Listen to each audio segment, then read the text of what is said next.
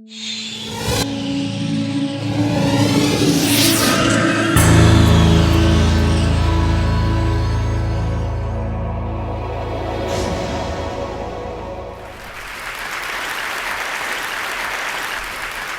яке шумо лутфан фикр кунед оиди мақсадҳои бузурги худ.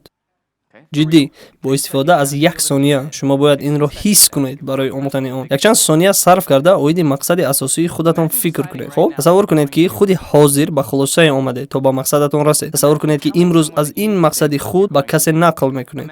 Тасаввур кунед оиди эҳсосоти баланди онҳо. Магар инро ба забон овардан хуш нест? Магар ҳис намешавад ки як қадами дигар аст ба сӯи мақсадҳои шахсии худ?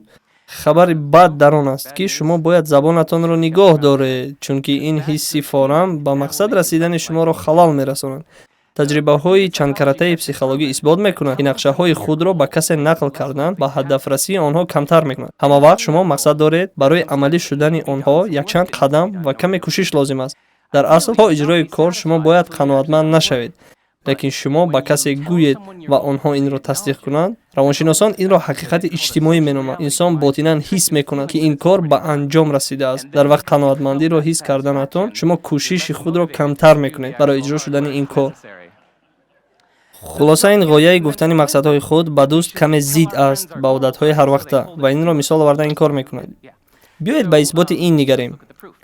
дар соли 1926 Курт Левин, асосгузори психологияи иҷтимоӣ, инро ивазкунанда номид. дар соли 1933 Вера Махлер ошкор кард, ки ба он бовар мекунем, ки аз тарафи атрофиён эътироф шудааст. дар соли 1982 Питер Галвидзер дар бораи ин китоби том навишта. дар соли 2009 ва якчанд таҷрибаҳои навро гузаронд, ки нашр шуданд. Инчунин мешавад.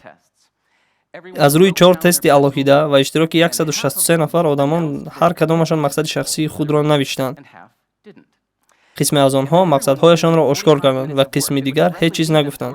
ба ҳар кадоми онҳо кори 45 дақиқа дода шуда буд то мақсадашон расанд. ба онҳо имконияти боз истодан дода шуда буд. онҳое ки хомӯш истоданд ба ҳисоби миёна 45 дақиқа кор карданд ва дар охир тасдиқ карданд ки то ба мақсади онҳо расидан ҳоло дур аст. онҳое ки дар бораи мақсадҳояшон нақл карданд баъди 33 дақиқа боз истоданд ва дар охир тасдиқ карданд ки то расидани мақсади онҳо наздик буданд. агар ин рост бошад, пас мо бояд чӣ кунем? шумо метавонед даст кашед аз эълони мақсадҳои худ ба дигарон ва ҳамин тавр мефаҳмед ки ботини шумо алоқаманд аст дар иҷрои корҳоятон. вале агар шумо оиди ягон чиз гуфтанӣ бошед, шумо тавре иброз кунед ки қаноатмандӣ бояд дар он набошад. масалан, ман бисёр мехоҳам ки дар ин марафон бидавам, барои ҳамин ман бояд 5 рӯз дар як ҳафта машқ кунам. агар ман тамбалӣ кунам, маро маҷбур кунед, майлаш? акнун вақте ки шумо мехоҳед касеро дар бораи мақсадҳоятон нақл кунед, мо чӣ мегӯед? Aynen, kori oli.